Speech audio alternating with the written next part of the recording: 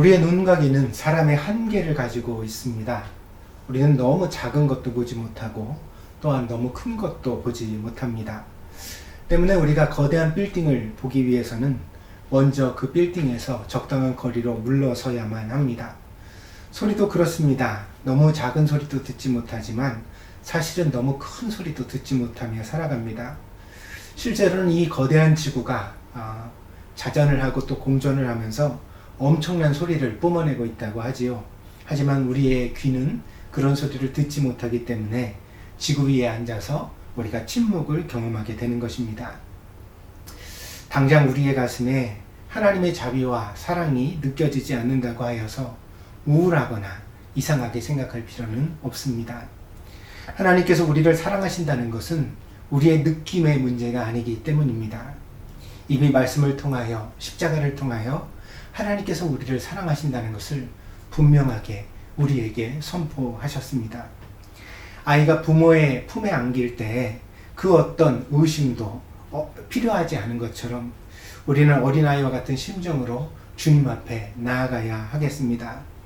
우리의 허술한 귀와 눈에 광대하신 하나님이 보이지 않는다 하더라도 혹은 그 음성이 들리지 않는다 하더라도 믿음으로 그분께 나아가면 그분은 우리를 사랑으로 붙잡아 주실 것입니다. 이 시간도 그분의 임재를 경험하는 예배 시간이 되어지기를 바랍니다.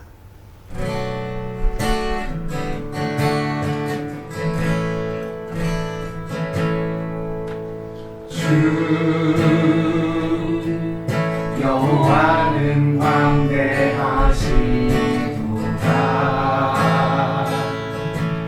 그 거룩한 하나님 성에서 찬양할지어다.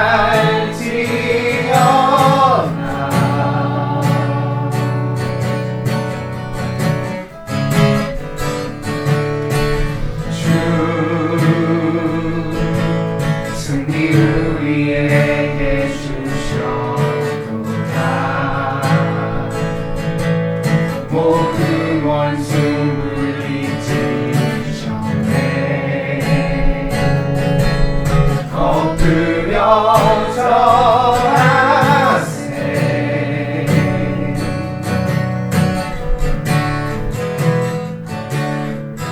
다 주의 크신 이름 높이며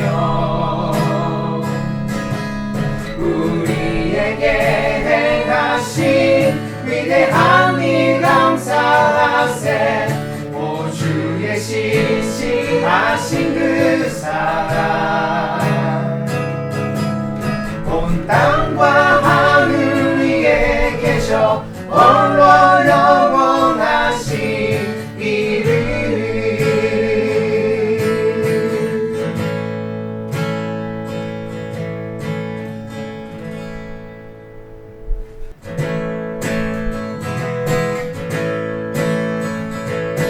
지금은 예기한 때처럼 주 말씀이 선포되고 또 주의 종 모세의 때와 같이 언약이 성취되네. 비록 전쟁과 기근과 핍박 환난 날이 다가와도 우리는 광야 외치는 소리 주의 길 예비하라. 돌아주리 구름 타시고 나팔 불 때에 다시 오시네. 모두 외치세. 이는 은혜의 신혼에서 구원이 임하네. 또 에스겔의 환상처럼 마른 뼈가 살아나며 또 주의 종 다윗의 때와 같이 예배가 회복되네. 주수할 때가 이르러 들판은 이어졌네. 우리는 주수하리 분내어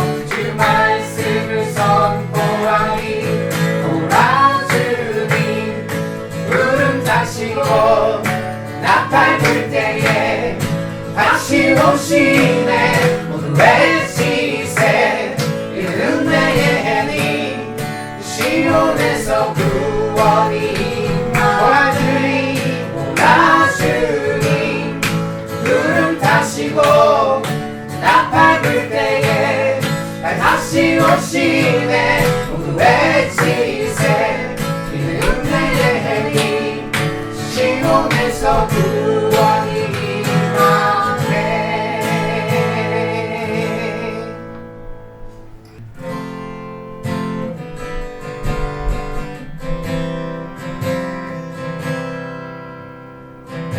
힘들고 지쳐 양상하고 넘어져 일어날 일 전혀 없을 때에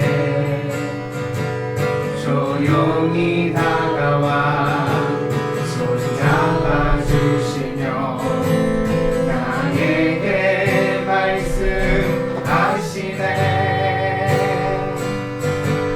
나에게 실망하며 내 자신 연약해 고통 속에 눈물 흘릴 때에 차분한 그 손길 눈물 닦아주시며 나에게 말씀하시네. 너는 내 아들이라 오늘날 내가 너를 낳도다. 너는 내 아들이라 날 사랑하는 내 아들이라 언제나 변함없이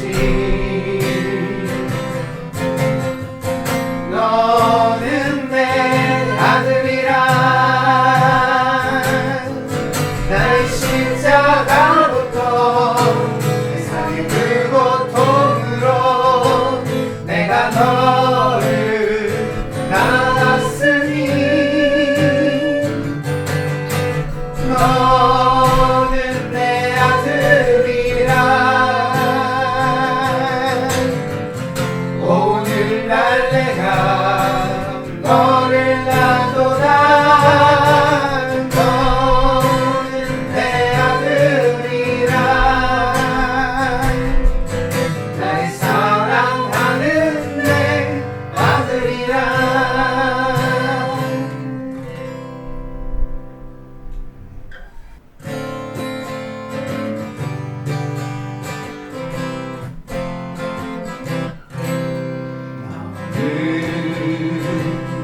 담양 너머로 뻗은 나무 가지에 푸른 열매처럼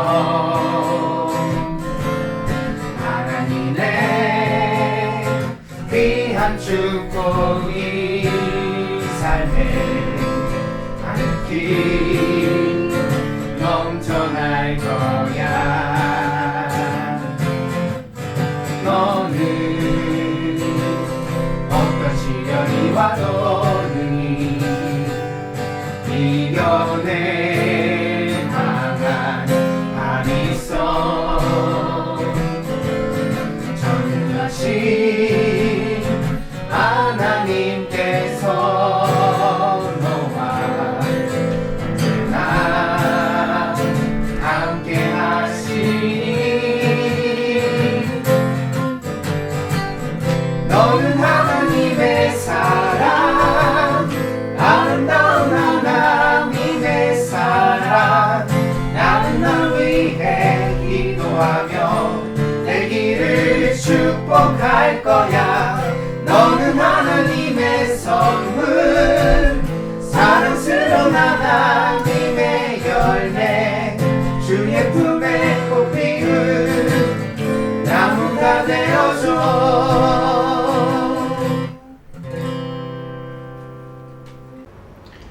힘들고 지친 영혼에 안식과 용기를 주시는 주님, 주님 앞에 우리의 연약함과 아픔을 내려놓습니다. 사람들 앞에서는 큰 소리를 치지만 정작 우리의 믿음과 마음은 한없이 두렵고 떨린다는 것을 주님은 아십니다. 주님, 우리는 우리의 머리카락 하나도 희고 검게 바꿀 수 없습니다. 우리의 염려와 근심은 우리의 지혜와 능력으로는 해결할 수 없는 것들입니다. 그래서 이 시간에 믿음을 구합니다. 주님 앞에 모든 염려와 근심을 내려놓고 주님의 자비와 사랑에 맡길 줄 아는 참된 믿음을 우리에게 허락하여 주시옵소서.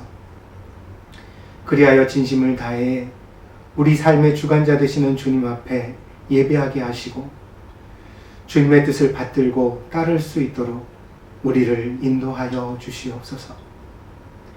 지친 형제들을 위해 기도합니다. 또한 외로운 자매들을 위해 기도합니다. 주님께서 그 능력의 오른손으로 굳게 붙잡아 주시고 어려움 속에서도 더욱 기도하며 감사와 찬양으로 인생의 시련을 이겨낼 수 있는 굳건한 신자가 되게 하여 주시옵소서. 이를 위하여 오늘 우리가 드리는 이 예배 가운데 성령의 기름을 부어주시고 우리의 속사람이 주의 말씀으로 강건해지며 또한 우리를 충만케 하시는 주의 은혜를 경험할 수 있도록 주님께서 우리와 함께하여 주시옵소서. 간절히 바라오며 예수 그리스도의 이름으로 기도하였습니다. 아멘.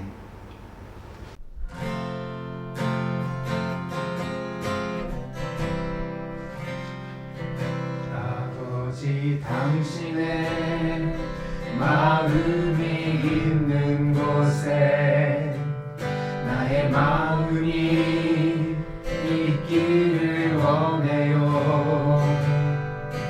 아버지, 당신의 눈물이 고인 곳에 나의 눈물이 고이길 원해요.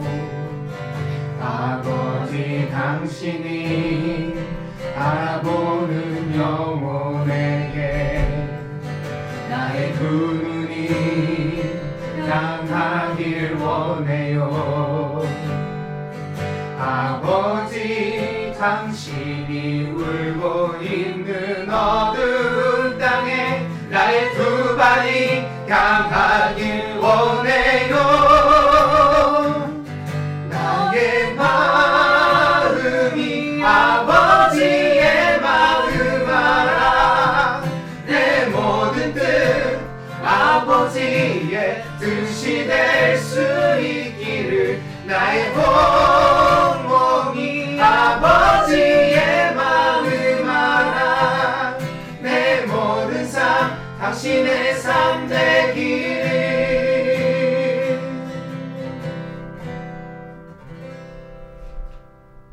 오늘 교독문은 25번 시편 47편입니다. 너희 만민들아 손바닥을 치고 즐거운 소리로 하나님께 외칠지어다. 지존하신 여호와는 두려우시고 온 땅에 큰 왕이 되심이로다. 여호와께서 만민을 우리에게 나라들을 우리 발 아래에 복종하게 하시며 우리를 위하여 기업을 택하시나니 곧 사랑하신 야곱의 영화로다. 하나님께서 즐거운 함성 중에 올라가시며 여호와께서 나팔 소리 중에 올라가시도다. 찬송하라, 하나님을 찬송하라. 찬송하라, 우리 왕을 찬송하라. 하나님은 온 땅의 왕이심이라 지혜의 시로 찬송할지어다. 하나님이 뭇 백성을 다스리시며 하나님이 그의 거룩한 보좌에 앉으셨도다. 문 나라의 고관들이 모이며 아브라함의 하나님의 백성이 되도다. 세상의 모든 방패는 하나님의 것이며 그는 높임을 받으시리로다. 아멘. 다 같이 사도신경으로 신앙 고백 드리겠습니다. 我は天地の作り主、全能の父なる神を信ず。我はその一人子、我らの主イエス・キリストを信ず。主は聖霊によりて身ごもられ、乙女マリアより生まれ、ポンテオ・ピラトのもとに苦しみを受け、十字架につけられ、死にて葬られ、黄泉に下り、3日目に死人のうちより復活し、天に昇りて全能の父なる神の右に座したまう。賢より来たりて、生ける者と死にたる者とを裁きたまわん。我は聖霊を信ず、聖なる共同の教会、聖徒の交わり、罪の許し、体の復活、永遠の生命を信ず。アーメン。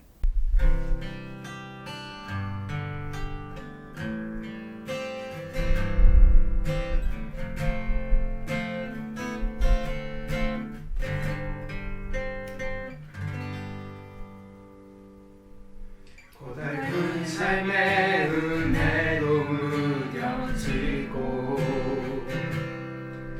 곧 사라질 것에 내 맘 두네. 헛되고 헛된 것들을 바라보며 그 은혜를 놓치며 살았네. 주어진 삶을 묵묵히 살아가며 날 부르신 주 예수를 보내. 사망 가운데 놓여진 나의 삶을 날 건지신 그 이름 예수. 나의 한숨을 바꾸셨네. 주를 향한 노래로, 소망의 노래로 나의 눈물을 거두신 주 예수 이름 안에 살게 하소서.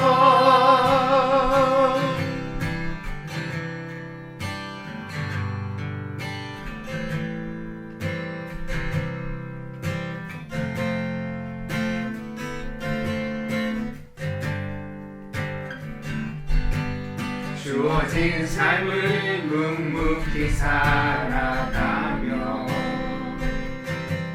날 붙드신 주를 보내. 사망 가운데 놓여진 나의 삶을 날 건지신 그 이름 예수.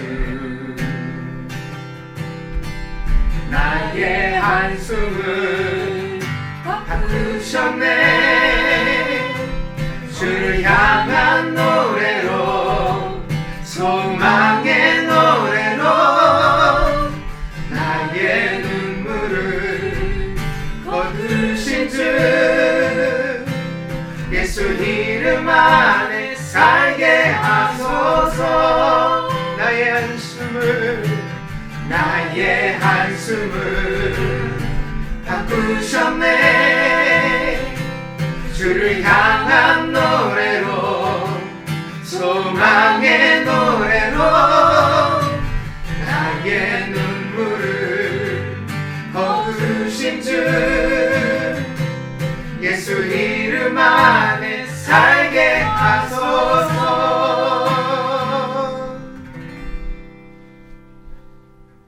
사랑이 많으신 하나님, 한 주간 지켜주신 은혜에 감사를 드립니다.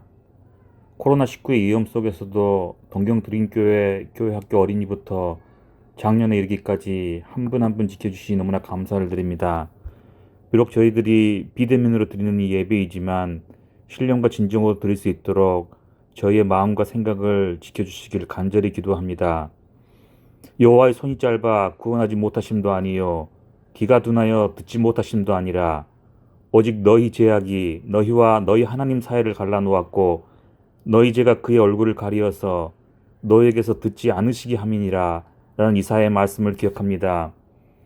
언제나 우리의 작은 신음소리에도 귀 기울이시는 하나님이신데 우리의 입술이 거짓을 말하며 혀가 악독을 발산하여 하나님과 우리 사이가 멀어진 것을 다시 한번 회개합니다. 언제나 주님 편에 서서 선한 마음과 행함이 있는 신앙생활을 살아갈 수 있도록 주님 인도하여 주시옵소서. 이 시간 우리가 살아가는 한국과 일본 땅을 위해서 기도드립니다. 양국의 이정자들에게 지혜의 지혜를 더하셔서 일본의 도쿄올림픽과 한국의 대통령 선거를 준비하는 가운데 하나님 보시기에 부끄러움 없게 하시고 정치가들은 이것을 정쟁 삼아 선한 국민들이 팬데믹 위협 가운데 고통받는 일이 없도록 인도하여 주시옵소서. 하나님, 이 시간 질병으로 인해 고통받는 성도들이 있다면 치유 역사가 일어나길 간절히 기도합니다. 특히 암과 투병 중인 이명희 권사님과 저에게도 큰 은혜를 내려주셔서 항암 가운데 부작용이나 내성이 발생하지 않도록 인도하여 주시옵소서. 성령님의 권능으로 깨끗하게 완치받을 수 있는 그런 믿음 허락하여 주시옵소서. 더불어 힘들고 어려운 투병 가운데 샬롬의 평안이 임하게 하시고 여호와니시 승리 하나님을 경험케 하는 은혜를 허락하여 주시옵소서. 마지막으로 오늘 드리는 예배를 위해서 기도드립니다. 우리의 예배를 방해하는 영이 있다면 제거하여 주시고 저희 마음속에 쓴뿌리들이 아직도 남아있어 불편한 마음으로 예배드리는 성도가 있다면 이 또한 제거하여 주시옵소서. 더불어 전심으로 찬양과 기도하게 하시고 저의 마음이 말씀을 잘 받아들일 수 있는 옥토밭이 되게 주여 인도하여 주시옵소서. 목사님이 전하신 말씀을 단순한 지식이 아니라 마음에 잘 새겨서 매일매일 변화된 삶을 살 수 있도록 인도하여 주시옵소서. 예배의 시종을 주님께 의탁드리며 이 모든 말씀 예수님 이름 받들어 기도드렸습니다. 아멘. 오늘 우리에게 주시는 하나님의 말씀은 요한계시록 3장 7절에서 13절입니다. 봉독하겠습니다. 빌라델비아 교회의 사자에게 편지하라. 거룩하고 진실하사 다윗의 열쇠를 가지시니 곧 열면 닫을 사람이 없고 닫으면 열 사람이 없는 그가 이르시되 볼지어다 내가 내 앞에 열린 문을 두었으되 능히 닫을 사람이 없으리라. 내가 내 행위를 아노니 내가 작은 능력을 가지고서도 내 말을 지키며 내 이름을 배반하지 아니하였도다. 보라, 사단의 회당 곧 자칭 유대인이라 하나 그렇지 아니하고 거짓말하는 자들 중에서 몇을 내게 주어 그들로 와서 내 발 앞에 절하게 하고 내가 너를 사랑하는 줄을 알게 하리라. 내가 나의 인내의 말씀을 지켰은즉 내가 또한 너를 지켜 시험의 때를 면하게 하리니 이는 장차 온 세상에 임하여 땅에 거하는 자들을 시험할 때라. 내가 속히 오리니 내가 가진 것을 굳게 잡아 아무도 내 면류관을 빼앗지 못하게 하라. 이기는 자는 내 하나님 성전에 기둥이 되게 하리니 그가 결코 다시 나가지 아니하리라. 내가 하나님의 이름과 하나님의 성 곧 하늘에서 내 하나님께로부터 내려오는 새 예루살렘의 이름과 나의 새 이름을 그이 위에 기록하리라. 귀 있는 자는 성령이 교회들에게 하시는 말씀을 들을지어다. 아멘. 금주에도 지난 시간에 이어 빌라델비아 교회에 주신 주님의 말씀을 함께 묵상해 가도록 하겠습니다. 우리가 적은 능력을 가지고도 엄청난 세상을 이기며 끝까지 신앙생활을 할 수 있는 것은 다윗의 열쇠를 가지시니 곧 열면 닫을 사람이 없고 닫으면 열 사람이 없는 주님께서 그 권세를 가지고 우리와 함께 하시기 때문입니다. 주님은 지금도 교회 앞에 열린 문을 두시기를 기뻐하십니다. 때문에 어떤 시대에도 어둠이 감히 빛을 이기지 못하고 교회와 복음의 역사가 계속될 수 있었던 것입니다. 그래서 참된 그리스도인은 스스로 아무리 작고 보잘것없다 할지라도 자신이 초라하다고 낙심해서는 안 됩니다. 왜냐하면 그렇게 볼품없는 작은 능력을 가지고도 끝까지 주님을 배반하지 않는 것이야말로 신자의 영광이기 때문입니다. 사도 바울은 고린도 교회에 보낸 편지에서 이 점을 신자들에게 상기시키고 있습니다. 고린도전서 1장 26절에서 29절입니다. 형제들아 너희를 부르심을 보라. 육체를 따라 지혜로운 자가 많지 아니하며 능한 자가 많지 아니하며 문벌 좋은 자가 많지 아니하도다. 그러나 하나님께서 세상의 미련한 것들을 택하사 지혜 있는 자들을 부끄럽게 하려 하시고 세상의 약한 것들을 택하사 강한 것들을 부끄럽게 하려 하시며 하나님께서 세상의 천한 것들과 멸시받는 것들과 없는 것들을 택하사 있는 것들을 폐하려 하시나니 이는 아무 육체도 하나님 앞에서 자랑하지 못하게 하려 하심이라. 그러니까 사도 바울이 교회에 있는 성도들이 꼭 교회이지요. 사람 한 사람 한 사람이 바로 주님의 교회입니다. 근데 그 교회를 살펴보니까 세상 가운데서 능력 있고 대단한 사람들이 그리 많지 않더라는 것입니다. 어떻게 이렇게 보잘것없다고 여겨질 수 있는 사람들을 하필이면 주님께서 교회로 부르셨을까? 그리고서 묵상을 해보니까 바로 그 작은 자들을 통하여 오히려 이 세상을 부끄럽게 하시는 것이 주님의 뜻이었다는 것입니다. 우리가 작을수록 주님은 크십니다. 이것이 은혜의 신비입니다. 사람들은 작고 연약한 것, 보잘것없는 것을 멸시하지만 주님은 우리가 작고 연약할수록 오히려 더욱 귀히 여기시고 더 많은 은혜를 주시는 줄 믿습니다. 서울 마포구 아현동에 아현산업정보학교가 있습니다. 이 학교는 서울의 인문계 고등학교 재학생 중에서 대학 진학을 포기하고 바로 취업을 원하는 그런 학생들을 따로 모아서 1년간 직업교육을 시키는 특수학교입니다. 학생 수는 800명 정도라고 하는데 이 학교에 다니는 모든 학생들은 그러니까 고3인 거죠. 고3 때 1년 동안만 이 학교에 따로 모아서 인문계 고등학생들이지만 그러나 취업을 할 수 있도록 준비시켜주는 그러한 특수 목적의 학교입니다. 근데 일반적인 사람들의 관점에서 보면 이 학교는 그야말로 공부를 포기한 문제아들이 모이는 학교라고 합니다. 그런데 이 학교에 방승호 교장 선생님이 부임하게 되었습니다. 이분이 좀 특별한 분입니다. 아이들이 학교에 와서 잠만 자는 모습을 보고는 이 교장 선생님이 학교에 노래방과 PC방을 만들어 주었습니다. 그러면서 아이들에게 야, 밖에서 그렇게 고생하지 말고 게임하고 싶으면 그리고 놀고 싶으면 학교 와서 놀아라. 응? 세상에 나가서 괜히 어울리는 것보다 학교 와서 노는 게 그래도 안전하다.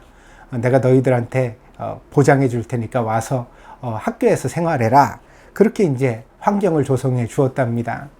그랬더니 정말 아이들이 아침에 눈 뜨자마자 학교로 나오더래요. 그러니까 보통 이렇게 공부를 포기한 아이들이 마음 둘 것이 잘 없지 않겠습니까? 근데 학교가 그래도 아이들에게 좀 재미난 공간이 되어지고 이해해 주니까 그렇게 아이들이 학교에 잘 모이더라는 것입니다.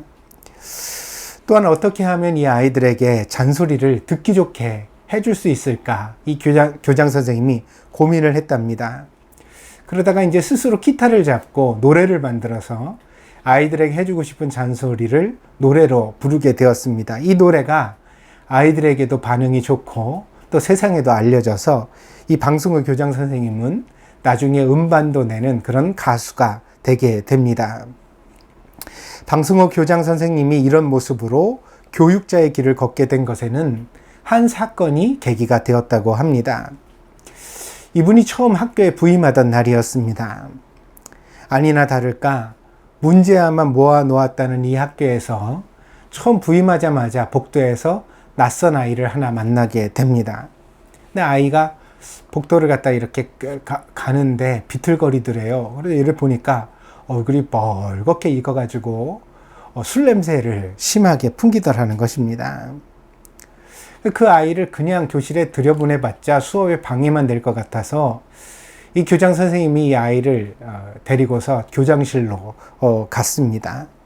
그리고 소파에다 이제 앉혀놓고 속으로는 아유, 이 참 한심한 문제아 녀석이구나 이런 생각을 하고 있었지만 그래도 내색하지 않고 찬물을 갖다 이렇게 따라주면서 정신 차리라고 달래었답니다. 그러면서 이 아이가 어떻게 이렇게 술에 취했는지 사연을 듣기 시작했는데 여기서 이 교장 선생님이 놀라게 되었습니다. 아이는 밤새 알바를 했다고 했습니다. 어젯밤에는 갈비집에서 저녁 늦게까지 서빙하는 일을 했고 그리고 새벽에는 또한 편의점에 가서 일을 했다고 했습니다. 집안 형편이 어려워서 어떻게든 부모를 도와야 했던 것입니다. 방승호 교장 선생님은 그 이야기를 들으면서 애초에 알지도 못하고 아이를 못마땅하게 여긴 자기 자신을 한없이 부끄럽게 여기게 되었습니다. 그 아이는 어린 나이에도 부모를 돕기 위해 고생을 마다하지 않던 효자였던 것입니다. 뿐만 아니라 밤새 일을 하고도, 그러니까 저녁부터 새벽까지 이제 일을 한 거죠. 그렇게 일을 하고도 그럼 아침이 되면 어떻게 해야 되겠어요? 집에 가서 자기도 좀 자야죠. 근데 자는 걸 포기하고 술 취한 몸으로 피곤한 몸을 이끌고 학교에 나와준 거죠. 그러니까 이 아이가 어떻게든 공부를 해야 되겠다는, 그리고 어떻게든 좀 취업을 해서 자기 집에 조금 더 도움이 돼 봐야 하겠다는 그런 생각이 간절했던 아이였던 것입니다. 이 만남을 계기로 방승호 교장 선생님은 아이들을 함부로 단정하지 않기로 결심하게 됩니다. 그 어떤 아이라도 솔직히 심정을 털어놓고 대화를 나누다 보면 어른으로서 이해하지 못할 아이들이 없고, 또한 모든 아이들은 사랑이 필요한 아이들이더라는 것입니다. 결국 이 교장 선생님은 그렇게 아이들을 사랑하게 되었고, 그래서 이후로 아이들을 위해서 어떻게 내가 무언가를 해줄까 그렇게 고심하다 보니까 학교가 변하게 되었던 것입니다. 아이들은 이 교장 선생님을 친구로 여기게 되었고, 또한 많은 아이들이 이 선생님을 통하여 꿈과 희망을 찾게 되었습니다. 하나님 보시기에는 우리도 마찬가지일지 모릅니다. 갓 17살이나 18살쯤 되었을 때 아이들은 큰 덩치로 마치 자신이 무엇이라도 된 듯이 오버하고 과시하는 그런 행동들을 하기 시작합니다. 그러나 사람의 나이는 그냥 먹게 되는 것이 아니지요. 나이는 한 살 한 살 먹어갈 때마다 365개의 고개를 넘는 경험이 깃들게 되어지고 켜켜이 인생의 나이대가 만들어집니다. 때문에 17, 18쯤 된 이 덩치 크고 목소리가 걸걸한 사람들을 우리는 여전히 아이라고 부릅니다. 전철이나 버스에서 이런 아이들이 어울려 크게 떠들고 수다를 떠는 모습을 보노라면 그 청춘의 풋풋함이 기분 좋아져서 저절로 입가에 미소가 지어지기도 합니다. 하물며 우리도 약간의 미숙한 아이들을 보면서 이런 마음을 가지는데, 하나님이 보시기에는 우리가 과연 어떤 존재이겠습니까? 그가 40을 넘든 환갑을 지나든 혹은 고위잔치를 하든지 간에 하나님 보시기에는 그저 풋풋하고 어리석은 사람일 뿐이 아니겠습니까? 그래서 하나님은 항상 우리를 보시면서 도와주시기를 원하시고 구원하시기를 기뻐하시는 하나님이십니다. 그래서 우리는 하나님을 창조주 아버지라고 부르는 것입니다. 하여 하나님 앞에 나아갈 때 우리의 연약함과 부족함은 전혀 문제가 되지 않습니다. 이 사춘기 아이들의 특징 중에 하나가 비밀주의입니다. 이 녀석들은 빨래도 꼭 책상 밑에 처박아 둡니다. 그걸 찾아내가지고 이제 부모가 막 뭐라고 그러잖아요. 너는 왜 그렇게 빨래 내놓지 않고 서랍에다 넣고 책상 구석에다가 그걸 갖다가 그렇게 박아놔가지고 이렇게 냄새나고 지저분하게 먼지투성이 이렇게 만드냐, 이렇게 잔소리를 하면 이 아이들이 꼭 하는 말이 있죠. 뭐라 그러냐면 나중에 다시 입으려고 그랬답니다. 양말도 다시 신으려고 그랬고 옷도 다시 입으려고 거기다 뒀답니다. 한 번도 그래 본 적이 없고, 외출을 하면서 옷을 이것저것 꺼내도 결국 패션쇼를 하다가 자기 몸에 입고 나가면 그걸로 끝이잖아요. 나머지 옷들은 전부 다 책상 의자에 걸쳐놓고 혹은 책상에 던져놓고 나가는 녀석들이 마치 자기가 그렇게 행동한 것이 무슨 심오한 뜻이라도 있는 것처럼 그렇게 자기를 변명하고 포장할 때가 많습니다. 이렇게 어리숙하게 살아가면서도 뭘 그렇게 감추는 것들이 많습니다. 이 녀석들이 타고난 거짓말쟁이이기 때문이 아닙니다. 이 17, 18쯤 되어지는 사춘기의 사람이라는 존재는 굉장히 자존심이 세고 또 수치심이 많거든요. 그래서 잘못해도 잘못했다고 쿨하게 인정하는 경우가 별로 없고 작은 창피함에도 무척 당황하는 모습을 보일 때가 많습니다. 그러다 보니 이지메 같은 문제들이 이 녀석들의 숨구멍을 막고 극단적 선택을 하게 만드는 경우도 적지 않습니다. 사실 학교에서 잘 적응하지 못한다 이런 문제 별거 아니잖아요. 괴롭히는 못된 것들이 있으면 딴 학교로 전학하면 되고, 전학했다가도 적응이 잘 안 되면 학교 좀 안 다녀도 됩니다. 검정고시 보든지 얼마든지 또 다른 길이 있거든요.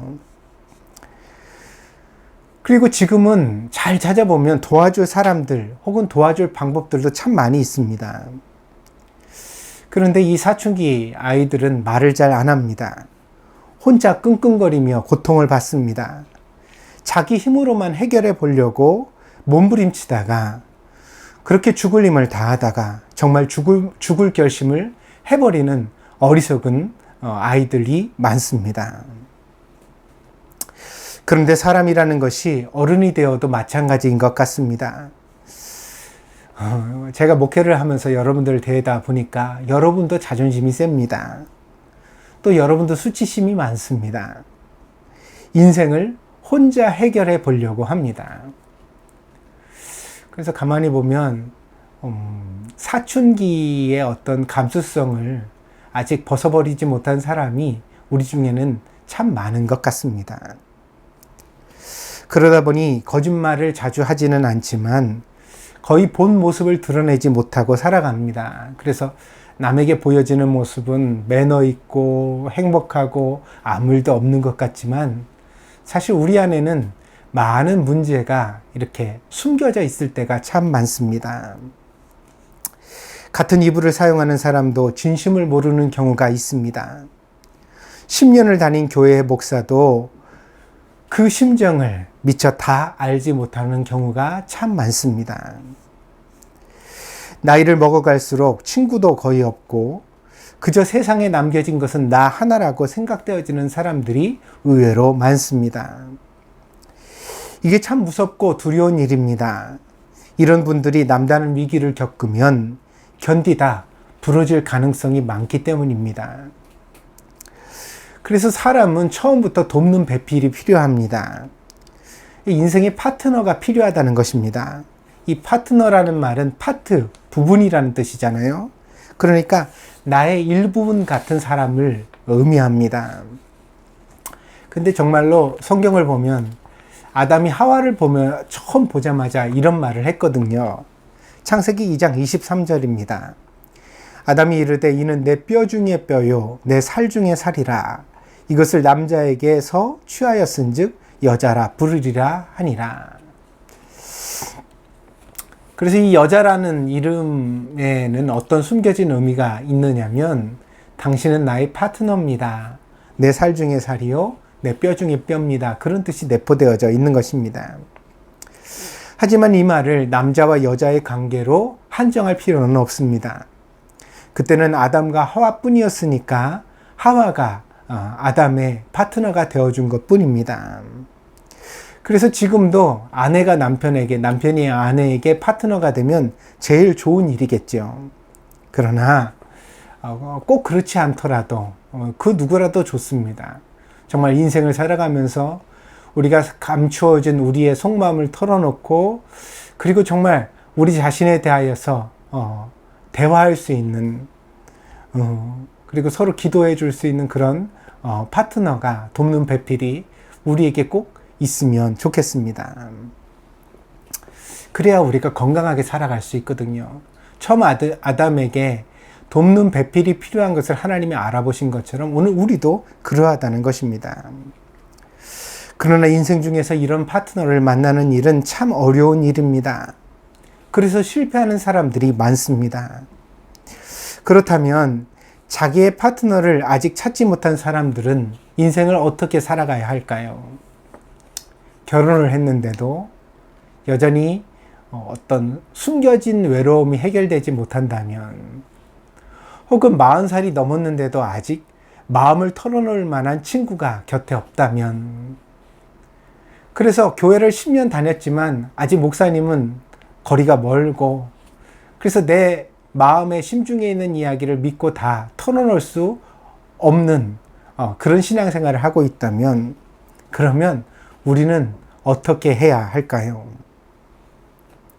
우리의 창조주가 이 문제를 관가하셨을 리가 없습니다. 그래서 성경은 우리에게 말하기를 예수님이야말로 우리의 인생의 파트너요, 신앙의 파트너가 되시니까 그 예수님을 우리 인생에서 파트너로 삼으라고 그렇게 말하고 있는 것입니다.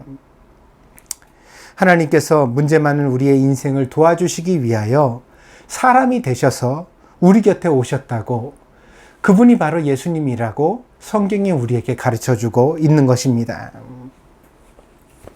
그래서 오늘 이 설교를 듣는 여러분들은 꼭 예수님을 여러분의 인생의 파트너로 삼아서 그분께 여러분의 심정을 토로하면서 함께 의논하면서 살아갈 수 있는 여러분들이 되시기를 바랍니다.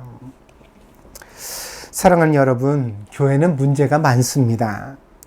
요즘 교회들만 그런 것이 아니라 역사를 살펴보면 어느 시대에나 교회는 늘 문제를 통해 부침을 겪어왔습니다. 계시록에 등장하는 7교회가 세상의 모든 교회를 7가지의 카테고리로 나눈다는 사실을 이미 말씀드렸습니다. 그런데 그 7교회 중에서 본문의 빌라델비아 교회와 서머나 교회만 책망 없는 칭찬을 주님께 듣고 있습니다. 그리고 나머지 5교회에는 모두 다 책망과 칭찬이 함께 나옵니다. 무슨 뜻입니까? 그만큼 교회는 문제가 많다는 것입니다. 처음에도 그랬고 지금도 그러합니다. 살인, 도박, 치정, 사기, 폭력, 협박, 모함과 같은 일들이 교회 안에 난무하고 있습니다. 이것은 불미스럽고 부끄러운 것이지만 그러나 어찌 보면 당연한 일이기도 합니다. 왜냐하면 본래 사람이 그런 존재이기 때문입니다. 목사라는 이름에 숨었든 장로라는 이름으로 포장했든지 간에 사람은 죄인입니다. 그리고 타락한 죄인의 속성은 언제나 이기적인 목적을 위하여 수단과 방법을 가리지 않는 그런 행동을 일삼는 것입니다. 그런 점에서 교회는 문제를 탈출할 수 없습니다. 이것은 세상이 끝날까지 정말 그러할 것입니다. 그래서 우리가 교회를 섬겨갈 때, 교회 안에서 신앙생활을 해갈 때 절대로 안심해서도 안 되고 순진한 생각을 품어서도 안 됩니다. 우리 교회는 괜찮겠지. 설마 우리 교회는 아니겠지. 그런 방심은 절대로 금물이라는 것입니다. 항상 긴장하고 깨어 있어야만 합니다. 교회를 등잔불과 같이 여겨야 합니다. 그래서 예수님께서 이 복음서에 보면 신앙생활을, 말세의 신앙생활을 등잔불을 든 그런 어떤 처녀들과 같다고 그렇게 비유하셨잖아요. 근데 이 등잔불이라는 게 여러분 어떻습니까? 기름이 떨어지면 꺼지죠? 또 혹여라도 이렇게 방심해가지고 바람이 들어가면 그만 불이 꺼집니다. 그래서 이 등불을 관리하는 사람은 항상 긴장하고서 야, 여분에 준비한 기름이 있나? 막 바람이 불고 그럴 땐 몸으로 그 바람을 가려가면서 이 불이 꺼지지 않도록 잘 관리해야만 하는 것이지요. 그러니까 신앙생활은 이렇게 늘 조심하는 태도를 처음부터 끝까지 견지해야 한다고 예수님께서 우리에게 말씀하신 것입니다. 그런데 요즘의 신자들은 교회를 지킬 마음이 별로 없습니다. 포기도 빠르고 단념도 빠릅니다. 남이 다 만들어 놓은 교회에 가서 숟가락만 얹어 놓으려고 합니다. 이를테면 계시록에 등장하는 7교회가 있다고 칩시다. 그러면 주님의 말씀은 우리가 각자 자기가 속한 교회에서 잘못을 회개하고 건강한 교회를 이루기 위하여 노력해야 한다는 뜻 아닙니까? 그래서 이 각기 7교회에 합당한 말씀을 주님께서 주시고 있는 것이잖아요.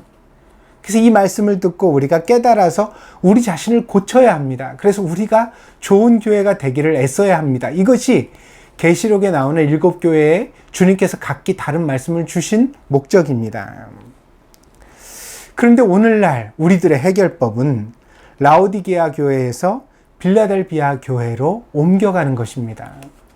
문제 많은 교회에서 씨름할 필요가 뭐 있냐는 것입니다. 그러니까 어떻게 해요? 그 교회를 나와서 칭찬 듣는 교회로 옮겨가면 됩니다.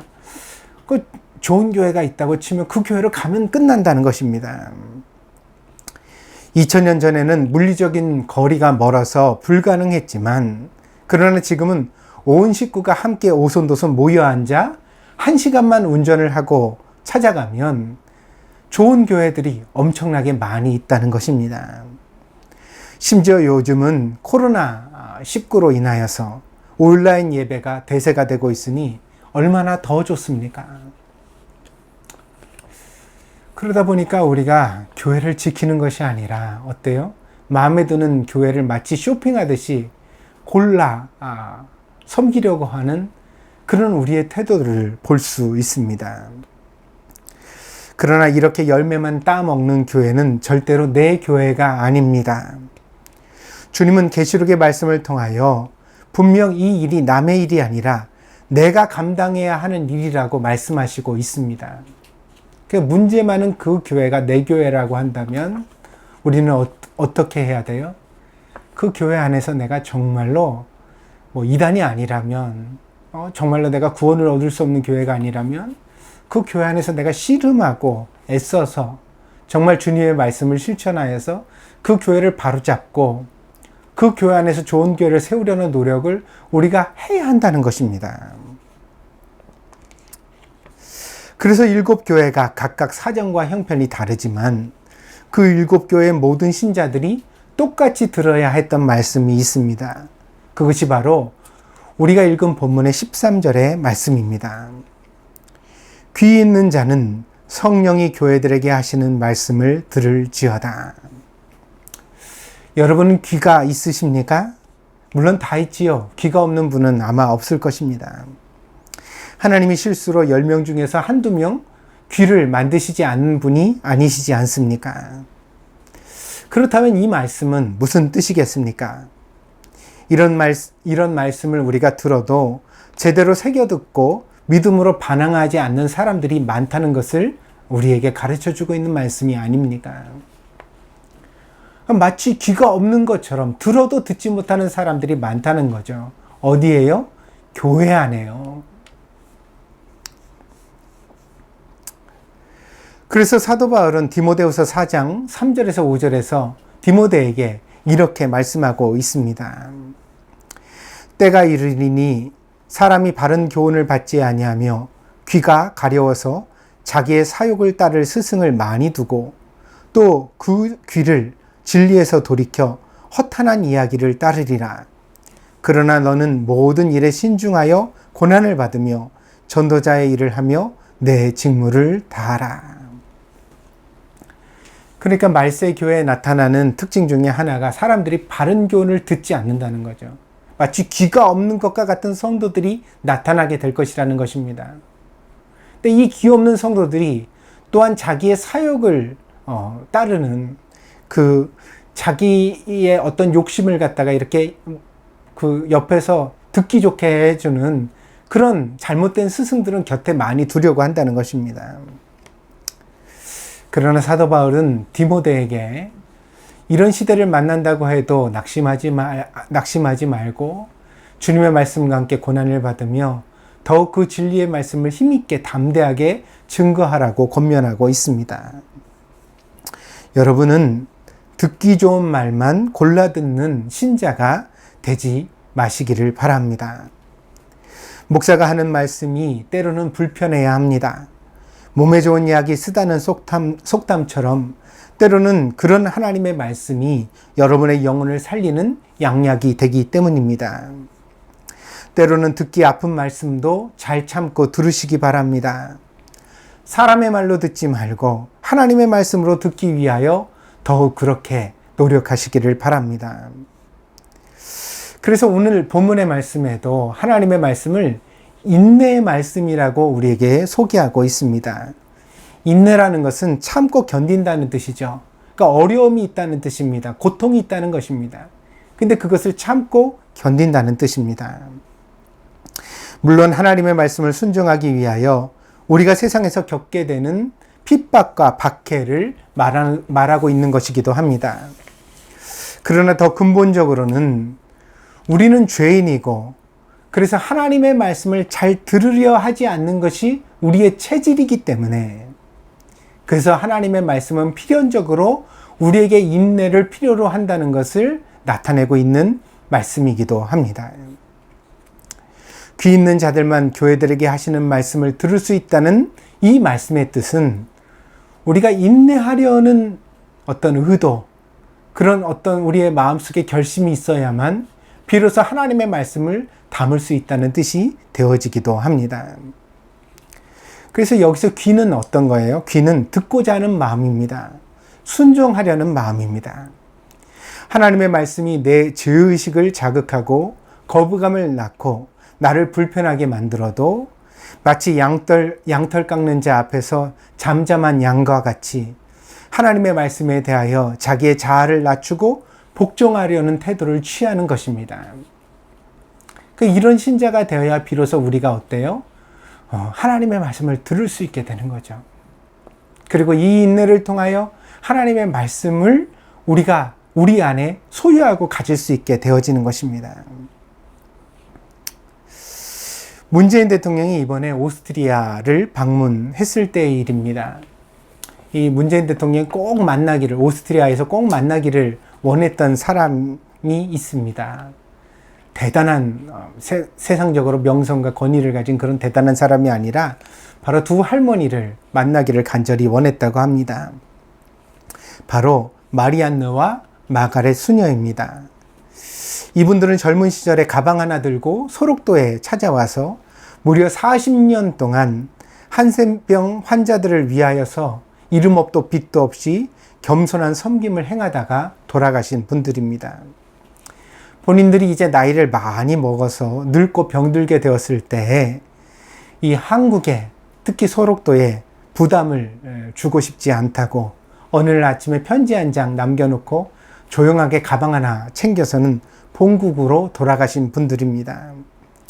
지금은 오스트리아의 카톨릭 계열의 요양원에서 조용하게 지내시고 있다고 합니다. 문재인 대통령은 흠모하는 마음으로 이 두 분을 간절히 만나기를 원했지만, 그러나 이번에 그 만남이 이루어지지는 못했습니다. 이분들이 그렇게 사양을 했답니다. 시골이 멀어서 시골에서 도시로 나가는 길이 너무 머니 우리가 가는 것은 안 될 것 같습니다. 이렇게 사양을 했답니다. 그러니까 나이 많은 노인분들이니까 어떻게 강제로 하겠습니까? 그래서 못 만나 뵙고 왔답니다. 이후로 문재인 대통령은 신재연 주 오스트리아 대사를 대신 보내서 편지와 선물을 두 할머니에게 전해드렸습니다. 두 분은 이 선물을 받고 무척 기뻐하셨답니다. 그리고 며칠 전에 청와대로 직접 손으로 쓰신 한글 편지를 보내오셨습니다. 이 편지에는 이렇게 쓰여져 있습니다. 문재인 대통령님, 김정숙 여사님, 저는 여러분의 오스트리아 방문과 함께 많이 기도했습니다. 사진과 명함이 담긴 아름다운 편지와 홍삼과 담요, 사랑스럽게 포장된 선물에 감사드립니다. 문재인 대통령을 만나기 위해 비엔나에 갈 수도 있었지만 아시다시피 저희는 우리 이름이 불리는 것을 좋아하지 않습니다. 소록도는 1960년대에 우리에게 도움을 줄 수 있는 많은 기회를 주었고, 둘 다 그 점에 대해 감사하며 기쁘게 생각하고 있습니다. 우리 마음은 여전히 소록도에 있습니다. 이 두 분의 편지를 읽으며 저는 잔잔한 소름이 돋았습니다. 도움을 줄 수 있는 많은 기회를 준 것에 대해 감사한다는 표현. 그러니까 자기가 도울 수 있었다는 사실, 자기가 도울 수 있는 그런 기회를 주었다는 것에 대하여 감사드린다는 표현, 그리고 또한 우리는 우리 이름이 불려지는 것을 좋아하지 않는다는 겸손, 이분들은 그리스도의 사람들이 과연 어떻게 인생을 살아야 하는지를 우리에게 보여주시고 있습니다. 그래서 정말 이름 없이 빛도 없이라는 말이 우리가 어떤 수식어로 사용할 때가 많은데, 정말 이 두 수녀님을 보면서 정말 하나님의 사랑을 이렇게 실천하면서 살아야 하는 것이구나, 그렇게 나 자신을 돌아보게 되었습니다. 사랑하는 여러분, 한 번의 인생에서 사람들은 각자 자기 소견에 오른 대로 살아갑니다. 다 나름 의미가 있을 것입니다. 부를 위하여 살든 명예를 위하여 살든 혹은 정치인이 되든 혹은 자기 가정을 잘 돌보기 위하여 최선을 다하는 삶을 살든 그 각자의 삶에 분명히 의미는 있습니다. 그러나 우리가 그리스도의 말씀을 지키고 교회를 지키고 신앙을 지키기 위하여 노력하는 삶도 그 어떤 것보다 가치가 있고 의미가 있는 줄 믿습니다. 교회를 섬기는 것은 귀찮고 번거로운 업무가 아니라 바로 우리에게 감사한 기회라는 것입니다. 그래서 제가 주변에 있는 사람들이 교회를 섬기다가 막 그 교회 일로 인하여 지치고 힘들어할 때, 혹은 그래서 짜증이 날 때 제가 옆에서 해주는 말이 있습니다. 우리 일로 하지 말고 죽게 하듯 사랑으로 하자.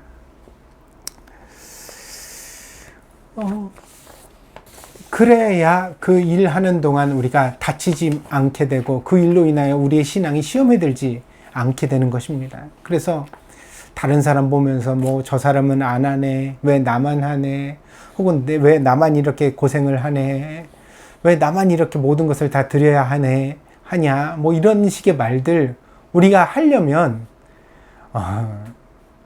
그냥 잠시 멈추는 게 좋습니다. 그렇게 불평하면서 할 것 같으면 그냥 그 일을 잠시 멈추고 우리 자신을 돌아보고 기도하는 것이 훨씬 더 좋겠습니다. 그래서 우리가 정말 교회를 섬기려면 어떻게 섬겨야 돼요? 죽게 하듯, 주님을 사랑하는 마음으로 하듯 그렇게 섬겨가야 합니다. 그래야 교회 일이 우리에게 시험이 되지 않고, 또 교회 일을 하면서 우리가 거칠어지거나 어떤 우리 마음을 다치는 일이 생기지 않습니다.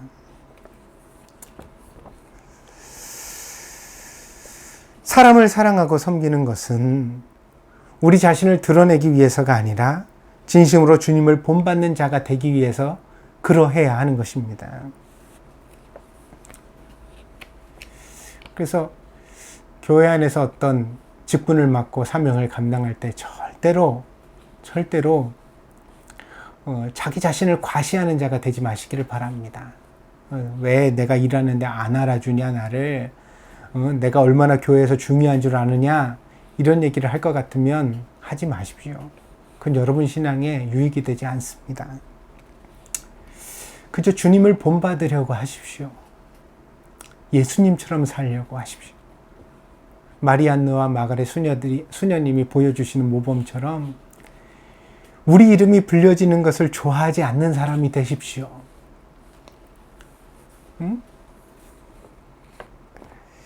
그리고 내가 누군가를 도와줄 수 있다는 것이 하나님이 나에게 허락해 주신 은혜의 기회라고 여기는 그런 사람들이 되십시오. 여러분에게 영적인 귀, 마음의 귀가 있기를 바랍니다. 그 귀로 주님의 말씀을 잘 듣는 여러분이 되시기를 바랍니다. 그래서 그렇게 들려진 말씀을 마음에 간직하고 인내로 결실해가는 여러분의 인생과 신앙생활이 되어지기를 축복합니다. 여러분이 말씀의 사람이 되면 여러분의 교회가 빌라델비아 교회가 될 수 있을 것입니다. 주님께서 함께 하시는 교회, 어떤 시련 속에서도 열린 문을 그 앞에 두시는 교회, 그리고 마침내 승리하는 교회가 될 수 있을 것입니다. 왜요? 그 교회를 섬기는 여러분이 바로 그런 신자이기 때문입니다. 이 은혜가 여러분의 교회에, 곧 우리 동경드림교회에 나타나기를 간절히 소망합니다. 저와 여러분에게 하나님의 은혜가 있기를 바랍니다. 기도하겠습니다.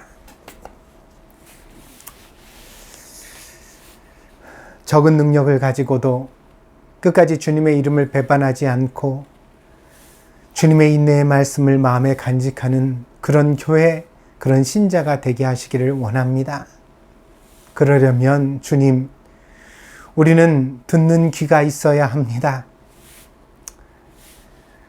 우리가 우리 마음에 들지 않는다 할지라도, 내 뜻에 부합하는 것이 아니다 할지라도 하나님의 말씀을 잘 듣는 귀가 우리에게 있어야만 합니다. 하나님의 말씀을 듣는 귀를 우리에게 허락하여 주시옵소서. 그래야 그 말씀 듣고서 이름 없이 빛도 없이 충성하는 그런 신자들이 되게 하여 주시옵소서. 우리의 평생에 우리는 교회를 지키는 자가 되게 하여 주시옵소서. 교회를 힘들게 하고 교회를 시끄럽게 하고 교회에서 문제를 일으키는 자가 아니라 나를 통하여 오히려 교회가 강하여지고 잠잠해지고 평화로워지는 그런 신자가 될 수 있도록 주님, 우리들을 사용하여 주시옵소서. 그리하여 마침내 우리가 주님 앞에 섰을 때 잘했다 충성된 종아, 주님 말씀하시며 면류관을 쓰는 영화로운 일이 있을 수 있도록 주님 저희들을 이끌어 주시옵소서. 함께 하시기를 원하오며 모든 말씀 예수 그리스도의 이름으로 기도하였습니다. 아멘.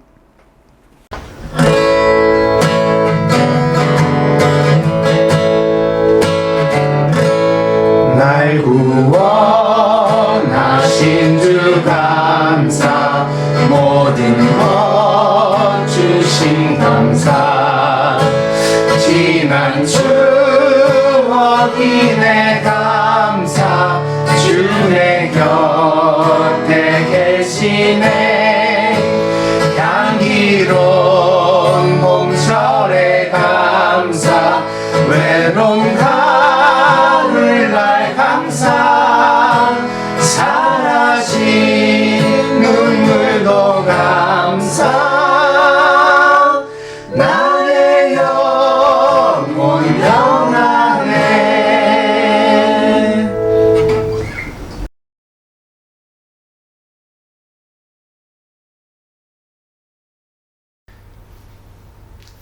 말씀, 사람, 그리고 하나님의 나라를 위하여 하나님의 말씀을 항상 마음의 중심에 간직하고 내게 맡겨주신 사람들을 사랑하며 하나님의 나라를 향하여 믿음으로 전진하는 동경드림교회 성도들이 되시기를 바랍니다. 코로나19 방역에 함께 동참합시다. 동경올림픽이 결국은 무관중으로 개최되게 되었습니다. 그럼에도 불구하고 여러 가지 감염의 소식으로 인하여 불안이 많은 이때입니다. 또한 동경에는 비상사태가 다시 그렇게 선포되었습니다. 제발 무사히 이 모든 상황들이 지나갈 수 있도록 우리가 모두 안전하게 이 여름을 지낼 수 있도록 마음을 같이하여 함께 기도해 주시기를 바랍니다. 또한 우리 성도들도 이제 곧 백신 접종을 하게 될 터인데 델타 변이 바이러스가 무섭다고는 하지만 백신 접종을 무사히 마치면 중증화가 되거나 또는 사망자가 나오는 일이 드물다고 하니까 우리가 다시 한번 소망을 품고 이 일에 마음을 같이 잘 참여했으면 합니다. 우리 동경드림교회 식구들 백신을 접종하고 후유증이 없도록 다 같이 마음 같이 해서 매일 기도해 주시기를 다시 한번 목사로서 부탁을 드립니다. 그리고 또 일본에 현재 장마가 계속되고 있는데 이번에 아타미에서 산사태가 일어나서 많은 사람들이 희생되는 일이 있었습니다. 근데 문제는 아직 이 장마가 다 끝나지 않았다는 것이지요. 그래서 많은 지역에서 비로 인하여 큰 어려움을 겪고 있습니다. 잘 지나갈 수 있도록 위하여서 우리가 기도했으면 합니다. 장마가 지나도 일본은 여름에 태풍이 많은 나라라서 우리가 또 안심할 수 없습니다. 그래서 이 여름에 여러 자연재해로부터 하나님께서 우리를 지켜달라고, 그리고 일본을 긍휼히 여겨달라고 우리 성도들이 함께 기도해 주시기를 부탁을 드립니다. 투병 중인 교우들을 위해 함께 기도합시다. 우리 이명희 권사님과 최동희 집사님이 해서 계속해서 함께 기도해 주시기를 바랍니다. 오늘 대표 기도로 섬겨주신 최동일 집사님께 다시 한번 감사를 드립니다. 아프신 중에서도 참여하는 그런 집사님을 생각하면서 다른 분들도 예배위원으로 참여하시는 것에 큰 영광을 가지시고 정말 최선을 다하는 그런 마음으로 우리 예배를 함께 만들어 주시기를 부탁을 드립니다. 어쨌든 우리 최동일 집사님 모습 보니까 더 우리가 마음이 간절합니다. 하나님이 꼭 회복시켜 주셔서 건강한 모습으로 함께 뵐 수 있도록 하나님 우리 곁에 되돌려 달라고 다 같이 마음같이 하여 기도해 주시기를 바랍니다. 중국 기도에 다 같이 참여합시다 그랬습니다. 각 가정마다 중국 기도를 목사에게 제출하셨고 목사와 함께 특별히 기도하고 있습니다. 여러분이 내신 기도 제목을 절대로 잊지 마시고 계속해서 함께 기도에 전념해 주시기를 바랍니다. 또한 이 어려운 때 우리가 또한 나라와 민족을 위해서 함께 기도했으면 합니다. 우리 조국 대한민국 대선이 시작되고 있고요. 또 일본에서는 올림픽이 되어지고 있습니다. 그리고 또 북한에도 코로나 소식이 있습니다. 북한도 코로나로 인하여 어려움을 겪고 있는 것 같은데 모두 무사히 잘 넘기고 평화로운 때를 우리가 맞이할 수 있도록 함께 기도해 주시기를 바랍니다. 동경 드림교회를 위해서도 기도해 주십시오. 교회가 든든해야 교우들의 신앙과 삶도 든든할 수 있습니다. 교회를 위해서 기도하실 때는 꼭 목사를 위해서도 함께 기도해 주시기를 바랍니다. 목사가 하나님의 말씀을 담대하게 잘 전할 수 있는 그런 사역자가 될 수 있도록 여러분들 기도 부탁드립니다.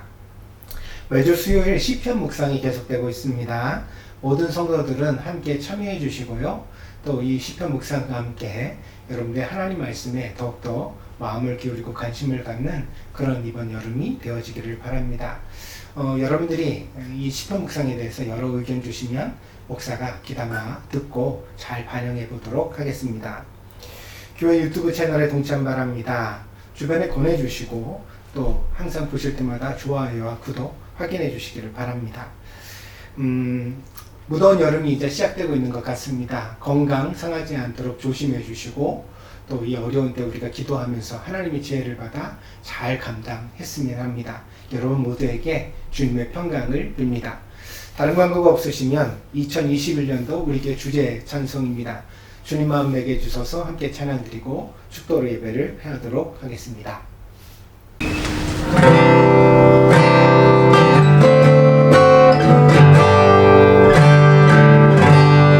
오소서 주님 나의 마음은 선한 것 하나 없습니다. 그러나 내 모든 것 주께 드립니다. 사랑으로 안으시고 날 새롭게 하소서. 주님 마음 내게 주소서. 내 아버지 주님 마음 내게 주소서. 나를 향하신 주님의 뜻이 이루어지도록 주님 마음 내게 주소서. 내게 사랑을 가르치소서. 당신의 마음으로 용서하게 하소서. 주의 성령 내게 채우사 주의 길 가게 하소서. 주님 당신 마음 주소서. 주의 성령 내게 채우사 주의 길 가게 하소서. 주님 당신 마음 주소서. 주님 마음 내게 주소서. 내 아버지 주님 마음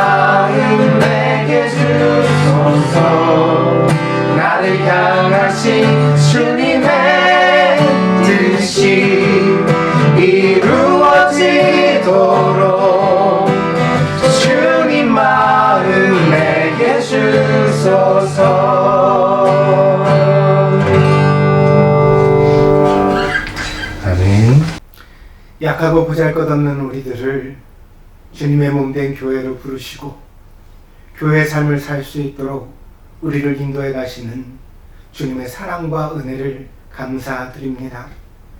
비록 우리는 부족하지만 그 주님의 은혜를 잘 따라가서 우리의 인생을 아름답게 완성해 가게 하시고 주님을 영화롭게 하는 귀한 자녀들이 될 수 있도록 인도하여 주시옵소서. 오늘도 주님 앞에 마음과 뜻과 정성을 묶어 예배드린 사랑하는 성도들을 주님 두 손으로 축복해 주시기를 원합니다. 그리하여 저들이 나가도 복을 얻고 들어와도 복을 얻게 하여 주시고 항상 복의 근원이 되어 이 세상 가운데 하나님의 영광을 드러내는 복된 자녀들이 될 수 있도록 인도하여 주시옵소서. 아버지 하나님, 저들의 가정을 위하여 복을 빕니다. 부부가 서로 존경하며 사랑하여 살아가게 하시고 자녀들을 양육할 때 주의 교양과 훈계로 양육하여 항상 그리스도를 닮은 사람으로 우리의 자녀들이 커갈 수 있도록 인도하여 주옵소서. 저들의 삶에 보람을 주시되 땀 흘려 수고한 것마다 아름다운 결실로 맺혀지게 하시고 또한 관계의 축복을 주셔서 항상 외롭지 아니하고 주님과 동행하며 또한 좋은 친구들과 함께 동행하는 인생이 되게 하여 주시옵소서. 담대한 믿음의 축복을 주셔서 세상에 온갖 풍파가 가득하다 할지라도 두려워하지 아니하고 하나님을 믿는 믿음 가운데 평강을 누리는 복된 자녀들 되게 하여 주시고 아버지 하나님, 저들의 마음속에는 항상 그리스도의 샬롬의 평강이 있을 수 있도록 인도하여 주시옵소서. 어디를 가나 무엇을 하나 늘 주님의 자녀로서 소금과 빛의 사명을 잃지 않게 하시고 하나님의 미랄과 같이 믿음 안에서 잘 아버지 하나님 죽어지고 썩어져서 하나님께서 원하시는 귀하고 복된 열매 많이 맺어갈 수 있는 아름다운 인생이 되게 하여 주시옵소서.